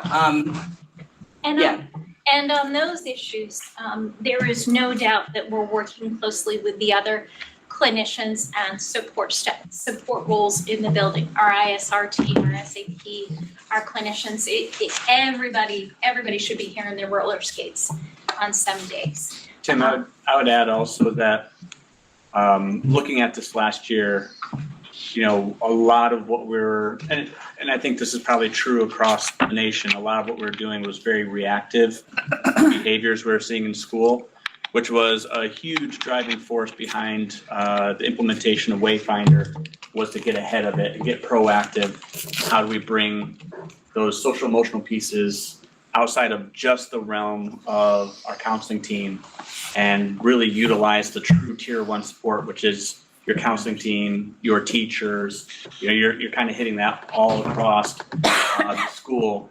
So I think that's one piece that's in response to what Carla was saying about what the experience was about this time last year. All right, thank you. Len? I just was wondering at some point going forward, we can't go back and do anything, but like with our kids that are going on to schools, Not so much, I guess I find not so much where they were accepted, where did they go?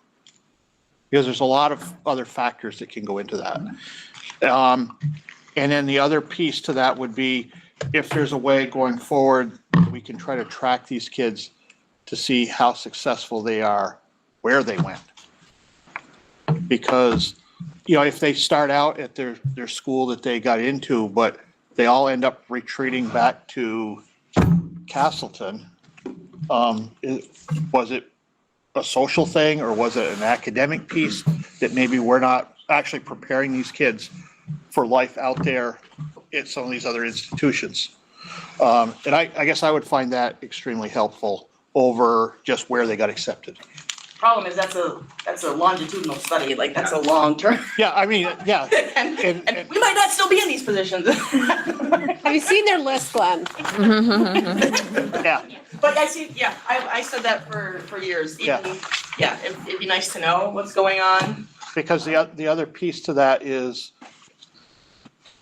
if we knew how well our students did, I'm sure that most of our students that have graduated from wherever, if we had that information, then they can become contacts for our kids that are here. Is this going to be a good fit? What were your experiences there? And I think that if we can't go back in time, but going forward, if we can try to maintain some of those contacts, I think it's going to be great for the next generations that are coming through.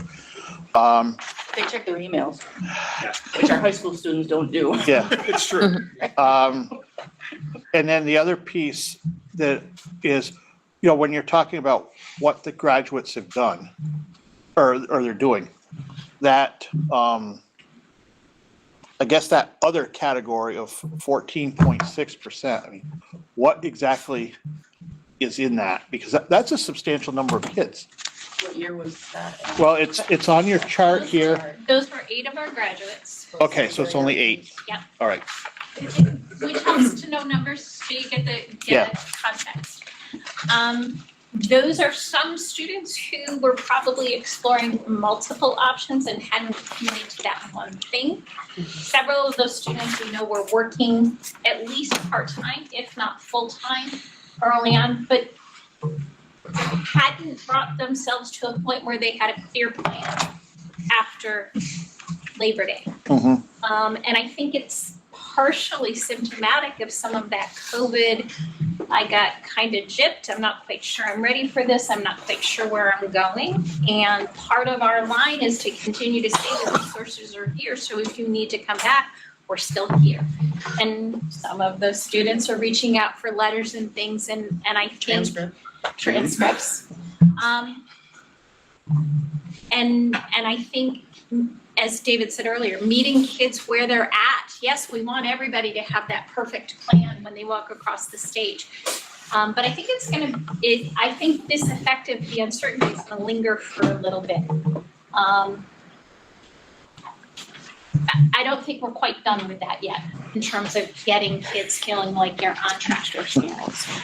And I don't think that's unique to Fairhaven. I think that's symptomatic of where I was in Whitehall High School last year, and we had very similar numbers and very similar outcomes. Julie, go ahead. Glenn, don't forget financial reasons why kids come back to Castleton. Very big, because that's a huge issue right now, is financial. They go away, bite off more than they can chew, can't pay the loan, et cetera, et cetera. So there are national, suggestions, and I say that in quotes, very, very, suggestions, about school counselor to student ratio. What is the national suggestion? Around 250 to 1. Correct. Think about that. That's the national, right? We actually are about 150 to 1. Right, and so that's what I'm saying, that's the national suggestion. Is that even attainable, right, as a national suggestion? No, it's not. So I just wanted to kind of put that in perspective a little bit to understand that if this is your list and this is how you're doing, and the national suggestion is 1 to 250, well, you can only imagine how I think we're pretty lucky to have 3 and doing what they're doing. Yes, I will say yes. Yeah. I went a while without having 3, so I will say yes. Even within that, ASCA says 80% of our time is supposed to be direct service with students. So one way or the other in direct service, the other 20% is meetings and yada, yada, all the other Recommendations that and has to happen. yeah. So then again, 150 students, 80% of the time, again, we're looking at some pretty significant time. Yeah. It's well worth it. Yeah. And Julie, I would add, and to Christina's point earlier, that from my 10,000 foot view, when I came in, and it was Carla, and we had two other counselors that were in and out and just kind of leaving the position at different times. It was survival mode. Carla did a fantastic job at it. With three folks, we're in thriving mode, I believe, and we're really, especially this year, with two new people getting a year under the belt here at FHU. And then I know I'm kind of coming off quite biased, of course, but I'm watching and seeing how we're really hitting the ground running, and we're picking up these things that, a few years ago we had to let go of just to make things work. So I'm very proud of the team and what they've accomplished. Thank you. Thank you very much. We have the best job here. We get to come in and spend our day focused on our kids. And that's pretty awesome, I think. Is the SAT prep class still running? We do not have an SAT prep class here in the high school right now.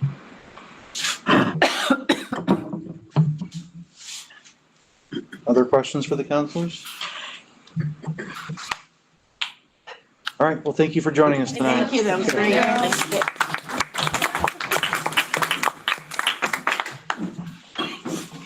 Okay, number 12. Boys and Nicole, girls. I took out 2 slides. Oh, we're, okay. I probably should text my children. Do you want me to come over? So Nicole, I apologize for not moving your presentation up in the agenda and having you through this, but I wanted you to see how much fun it is to be a school board member. There could be a vacancy in Fairhaven next year. Yes. Where do you want me to go? Good to know. Oh, Okay. sorry, God. Yep. Oh, I was, because people had to say to Walt, do you like having paper? Do you like having paper in your hands to look at while we talk? Sometimes. Just go ahead and talk. Okay, no, stop. Okay, over there. The answer. Past your bedtime. This is Nicole Rice. Hi, I'm Nicole Rice. I'm the Executive Director for the Boys and Girls Club of Rutland County. And we're happy that we have the opportunity to share with all of the school board this collaboration that existed prior to our having some ESSER funds to be able to fully develop sites at each one of our schools. There was a site at Fairhaven Grade School before we received our ESSER dollars. But since we've received them, we've been able to open a site at Castleton, Fairhaven, or continue at Fairhaven, Castleton, Benton, and Orwell. And so we wanted to talk about how Boys and Girls Club is really becoming a place where we're trying to develop other opportunities for students, whether that be enrichment opportunities, but then also kind of work on some social, emotional, or social skill development, as well as academic learning. This is one of the slides. I combined a bunch of stuff together. So before Nicole took this position, we received some money through something we referred to it as the AWARE grant. And there was a lot of talk about the third space. I think Julie was on maybe a committee of sorts. Yep. And so we were trying to find our way with it as a school district. And I would say what we were able to do is recognize the need when school's not in session to have a place where students can go and they can have role models that are there, and they can continue to develop, the skills that maybe were worked on in school, but then also just take a break from school and have other opportunities. And so the state of Vermont does a lot to develop kind of after school programming. I'm not going to take you to that link, but I wanted to go back to kind of time before ESSER and the development of Boys and Girls Clubs, to the time when we were trying to figure out how it is we could find other spaces for students. This third space, that's kind of when I first learned of that term. And so there's a lot that guides the development of the curriculum and kind of how the Boys and Girls Club staff are trained, and we'll get to that in a second. But before that, Nicole's going to talk about our formula for impact. Yeah, so one of our really big vision points. Yeah, that was a drum roll. I was I trying don't to have that. I'm tired. So I was beyond. I was like, where? We have a vision at Boys and Girls Club. This is our formula for impact, which is our national vision for the Boys and Girls Club of America, which we've adapted here in Rutland County at each of our 6 sites. And what the formula is that young people who need us most have the plus outcome-driven club experiences, which is our 5 key elements, which really is positive adult connection, fun, academic support, social emotional support. So taking our 5 keys with high yield activities, so fun, it's always fun. Targeted programs, so Boys and Girls Club of America has a lot of targeted programs that we run, which I think we'll talk about a little bit. And regular attendance. So we shoot to have kids attend at least, the average to make this all work out is to attend at least 2 days a week of club.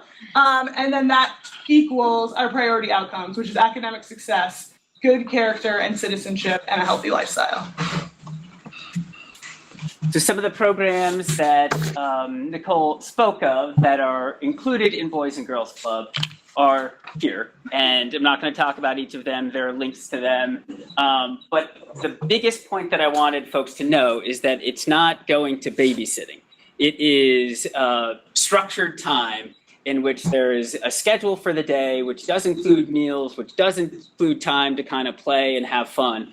But there is also a set of goals and objectives that Boys and Girls Club staff are teaching and that we're kind of monitoring. And this summer, Courtney Greenier, one of our teachers at Fairhaven Grade School, worked during the summer with the Summer Boys and Girls Club, focused on, you can see on the far right, a set of learning objectives in regards to literacy.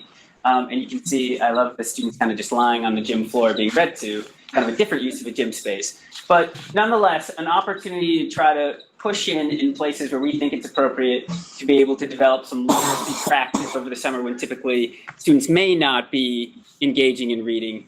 And in the green box there, we just started to embark at, I believe, each site but Benson, on the development of a social skills club.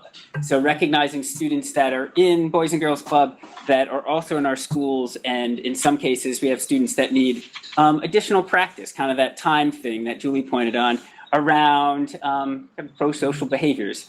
And so we've worked with some of our existing Slate Valley staff to be able to support that after school hours, connecting through the Boys and Girls Club because they're already going there. So I think the big piece, the takeaway here is just knowing that Nicole and her staff exists, we're finding better ways to be able to collaborate and work on some of the academic and then social skill development that we practice on in school after school hours.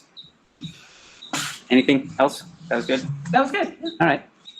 I changed a bunch. Okay. I moved this. So this might be the next slide. All right. So this was the language that I used in developing the relationship with Boys and Girls Club when we received the ESSER funds. You'll also see up top there, it says 21C grant. So Boys and Girls Club applied to the state of Vermont for some other grant funding that they received. And so that is additional monies outside of what we received from the federal government as a result of COVID to be able to support the different clubs we have in existence. So the 21C money is at Castleton and Orwell, and then the ESSER funds that we use go to the other schools and also kind of offset some of the costs at Orwell and Castleton.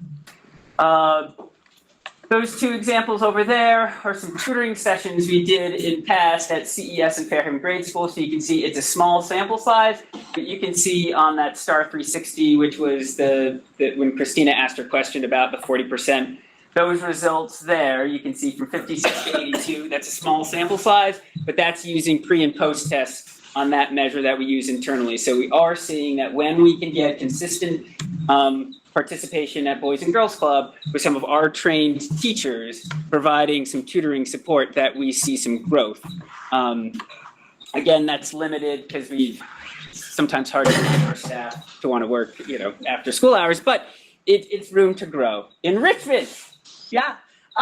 So as part of 21C, one of the two big parts of 21C, which Casey's touched on, is our tutoring program, which allows students or teachers to come after school and tutor and work with students. In addition to that, we are able to fund staff to come and run enrichment clubs. What we refer to them at Boys and Girls Club is our clubs within a club.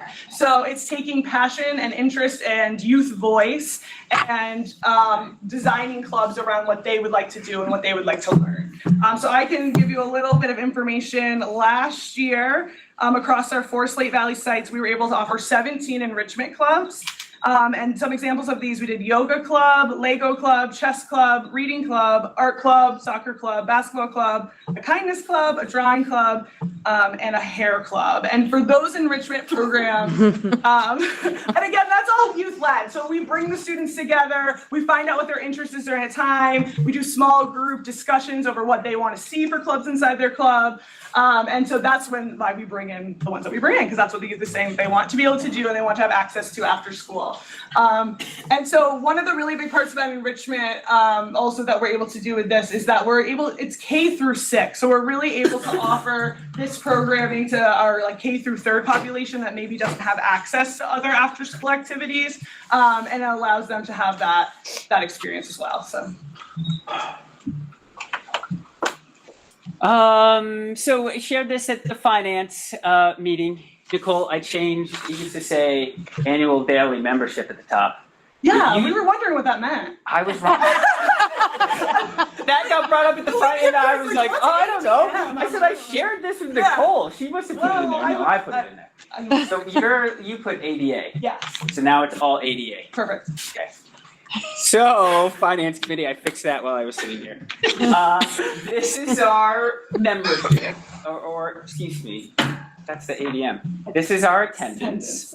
And you can see that it's grown in the years that we've had clubs in our different locations. And then the different individuals, we have some students, some of our staff, and so when we talk about attracting and then retaining staff members, we have a number of staff that, when we have after school meetings, they may say, hey, John, you're going to Boys and Girls Club this afternoon until whatever time, and then I'll come meet you there and then bring you home. So we have some students that will come for part of the time, not stay for the whole time. And so hence the different individuals when we look at the average daily attendance. And then the summer programs we've offered. So each year that we've had ESSER funds, we've tried to provide something over the summer. You can see we didn't in 22, but picked it back up in 23. And I shared this with the Finance Committee. When Brooke and I will travel around, often we'll hear about great things that are happening. Boys and Girls Club comes up pretty often as something that is a support that families have come to expect. And there's food that's provided there. Nicole has done a wonderful job of maintaining staff. And so it's been fantastic to collaborate. And I don't know if there's anything else. I would just say to this point that we are growing. So this year already, so this year currently we're at a cap of 26 at all of our sites. 2 of our sites, Favorite Grade School and Orwell, are both at 26 daily average attendance with significant wait lists. And then our numbers have also gone up this year at both Benson and Castleton. The enrichment program, the 21C funding with enrichment programs and tutoring started last year. So last year was a building year for us. Families are really starting to catch on to it. We had over 70 participants in our Orwell soccer program. So the more that these enrichment clubs, the more that these student-led, student voice offerings happen, the more and more we're seeing our numbers go up. And I can only see that significantly growing. We plan to offer way more than 17 clubs this year, now that we know what we're doing. And we're working towards that. And so the wait list has to do with the number of staff members Boys and Girls Club can hire compared to the ratio of students that they should work with. So we do have some constraints as we're able to find staff members to work for Boys and, or I say we, as you are for Boys and Girls Club. So kind of a good problem, I guess, but the other side is wanting to meet that demand and then being able to hire folks that are quality folks to be in the program. Last bit, and I'm not going to go in depth into all of this, but when Brooke talks to us about contracted services and we contract with a bus company, there's a lot that goes into developing and maintaining that partnership. And so all of the administrators, central office and building level administrators, participate in all aspects of this with Nicole and with her team to make certain that we continue to provide the training we need to their staff, that we've done everything we can in terms of following the federal guidelines for food service when we're providing food, to monthly meetings that Nicole has with all the administrators in the buildings. So there still are buildings, there's still our students. And so it is an additional, it extends our school day. So we love to do it and we want to do it for students, but it is an additional piece to everything that a central office and building administrators do. And so I just wanted to point that out, that we want all the students and families to have the opportunity, but it doesn't come without additional kind of support and work that we do on our end. That was good, Nicole. I don't think we're taking questions, are we? No, just kidding. Questions for Nicole or myself? Tim. Maybe a question and a comment or a little bit of both. So you mentioned the funding currently funded by ESSER grants is running out. Are you asking for money tonight? And my comment would be, certainly you hear the politicians in Montpelier talk about after-school care being one of these barriers to people, moving to our state or people being able to enter the workforce. And I know you're friends with Bernie. Isn't there any money that's available from state or federal agencies to pay for a program or keep a program of this nature going forward? There are after-school grant funds. Nicole and I talked, so I'll probably be applying for more grant funds. Okay. And they're all competitive, and you never know how that'll go. So we'll continue. We did apply last year and didn't get. But we did the year before. Correct. So maybe we're an every other year recipient. I don't know. But that's the 21C. That's all grant money as well. That is 21C. Big Yeah. grant. Yes. There's other. Federal. There's after-school fund. But the Boys and Girls Club are the ones who have the 21 grant, not us. Not our district. Oh, you apply for the grant? Yeah. Casey? Yeah. Oh, okay. And as the Boys and Girls Club will continue, anything that's offered, we apply for and we go for. For us, it's about trying to balance out, revenue so that we can sustain these programs in fear of how any of this may go. And there's a chance when we do ask for funds, we do a reimbursable model. So there is a chance that if that funding comes in, we wouldn't reimburse the rate that necessarily. So, yeah, we're not here to ask for funds right now. That was at the finance committee earlier. That was, Night. yeah. But yeah, really just thankful for the opportunity to kind of talk about the Boys and Girls Club. And it has been something that we've been very fortunate to develop and then sustain this relationship through the federal dollars we received from COVID. Any other questions? Thank you so much. Thank you. 8:30, Nicole. Thank you. Good job. How was the talking? It was good. All right. Yeah. See you later. Oh, man. Another tap. All right, guys, we're at a point here. We're 2 hours in. We still have a couple meaty agenda items on My goodness. this. He is going to leave the space. I'm preferring that we maybe punt on some of these agenda items. I see some heads like, yes.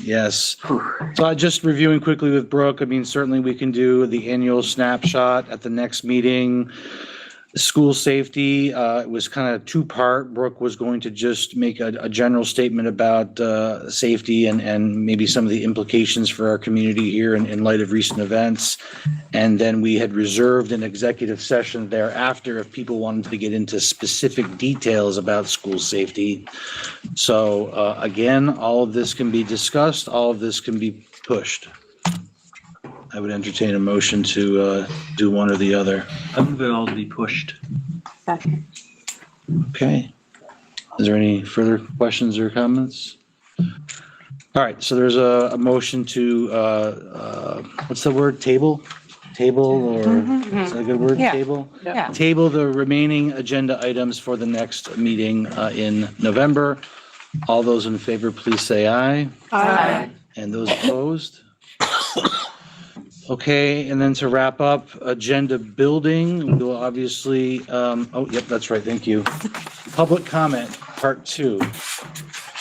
Is there anyone here in person who has a follow-up public comment? Let me defer to any other members first. Public comment?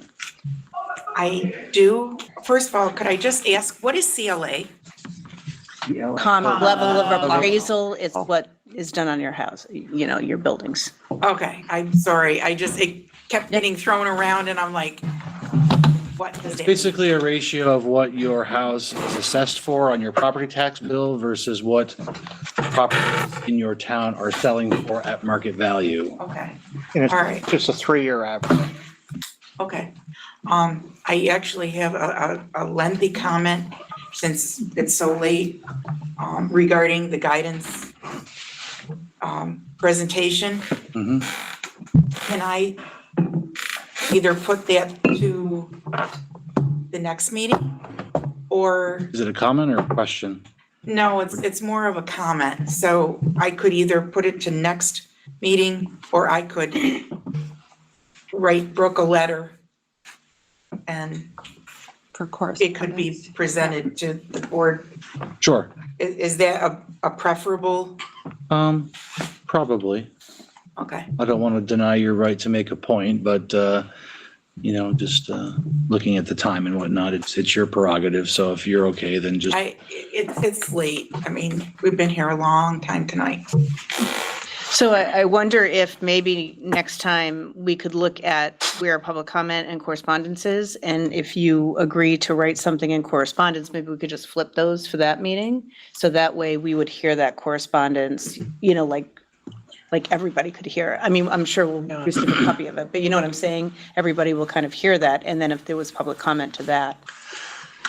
Okay, so I'm just gonna write you a letter. Okay. It's late and she was confusing me. Oh, I'm sorry. I'm hoping there's still leftovers in the fridge. Probably gone by now. I'm going to be on my own. Cereal. Cereal. Peanut butter and jelly. Yeah, Kurt. I'll make this real brief. The Vermont School Board Code of Ethics admonishes us to respect our peers, our constituents, to voice opinions respectfully and treat with respect other board members. Now, I was told to say here what I would say on Facebook, so I'm going to do that. I want to quote the chairman. We've had to change our policies because of your nonsense. Nonsense? Yes, nonsense. Is the blue room nonsense?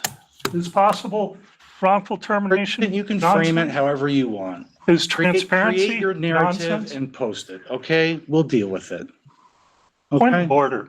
Julie was allowed to make a public comment without You interruption. also said brief, so get to the damn point, please. I question the chair's temperament and objectivity, and I call on him to step down. Okay? I'm not going to. You can run for chair yourself and we reorganize in March. Well, you asked me to step down, and you paid a lawyer lots of money, which I'm not doing. All right, I'm going to turn to the virtual audience now, if there's any public comment for those attending virtually. Okay, we'll move on from public comment. All right, so agenda building for next meeting, we'll obviously recap the ones that we tabled towards the tail end of our agenda. What else do we have to look forward to? But we will have had a finance committee meeting, so we'll have a lot of budget, probably related information to discuss. And there is no Buildings and Grounds Committee meeting this month. Right. We had said that we would have one if, in the event that anybody felt we really needed it. Okay. I don't know, Peter, do we really need one or not? No. Are there other agenda items that people want to bring to our attention for consideration? Yes, Christina. I was curious if we could talk a little bit at the next meeting about how folks are being responded to, like when the board's being emailed by a certain person or repeatedly emailed, and then they're saying that they're not being acknowledged. I still don't understand what the process is. I don't understand what our role is as a board member, how we can respond, and who's responding. I guess that's just so fuzzy for me. And then somebody had requested meeting with us, and I don't know where that left off. So, Okay. just curious. Thanks. Is there an answer to that? I responded in consultation with our attorneys. And the response was the board is not going to entertain a meeting of this nature.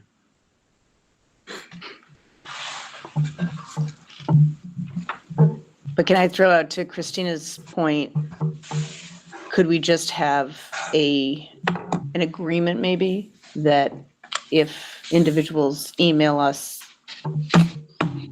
that like we would just say, maybe something like we'd have some kind of a standard line that we afforded that individual to say that all of these comments will be taken by our chair, or, you know, something like that. So it doesn't feel, I think what you're saying, if I'm reading it correctly, is sometimes it feels like when you get emails from individuals, if you don't answer them, that the maker of the email is thinking that you, or all sorts of things that could be true or could not be true, but they don't know because you haven't had any correspondence with them.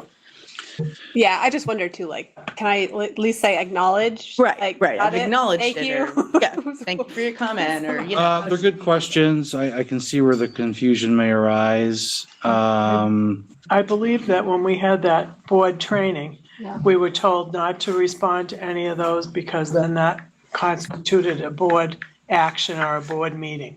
No, if you Well, if respond you- to everyone, Reply all. if you respond all, then it's a board meeting. If you respond individually, like when Brooke sends us stuff and asks us, like me this time, you respond individually to Brooke, not all. So I think we might need some training on how to respond individually versus. Correspondence. I guess we'll inquire about that, Patty. I mean, I guess the nature of the question could vary, so there might not be one single No, I- blanket sure. No, I response that would understand. cover every Yeah. conceivable correspondence. So we'll consult with Sean and see what he has to say about that. And Right. it might be helpful if like we knew your response to it. Like you. I know there's just, it's a sensitive thing, right? Because, Yes. you know, there could be ongoing investigations, there could be privacy concerns of staff or children.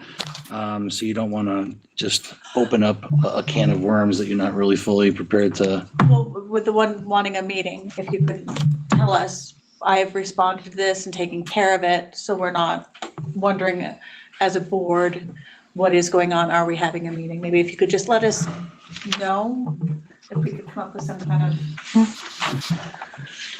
Okay. Not that I really want you to have to do that, but No, I understand. That's fine. I'll have a better response.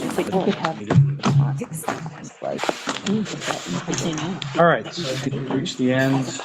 Tara, you want to make a motion to adjourn? Sure, I won't. Adjourn. I'll second it. All those in favor, please say aye. Aye.